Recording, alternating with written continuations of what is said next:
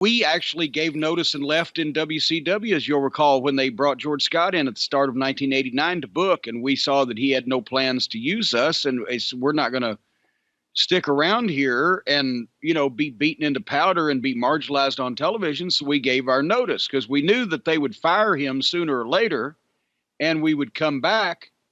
And actually, when you know who won the pony, they fired him before we finished working our notice out. So, you have to, when you're in a position where you're better than how you're being portrayed, you have to look at other options. Dennis Condrey always told us from the start when we went to Mid-South Wrestling in Louisiana, you don't want to go into a promotion when business is great, because then business was already great. They'll just pay you what they want to pay you, and you don't get credit for anything. You want to go into a territory when business is on its ass.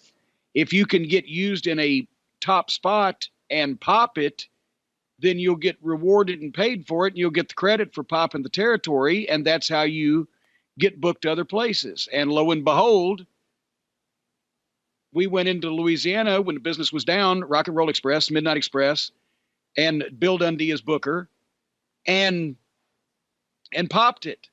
And so after that, Dundee got jobs in various booking companies everywhere from Memphis to WCW, and the Rock and Roll Express and the Midnight Express could go anywhere they wanted to go.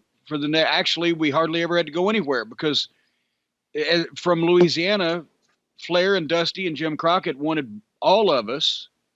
So we, within the next 6 months to a year, ended up there and never really had to go anywhere else, because that was the biggest company.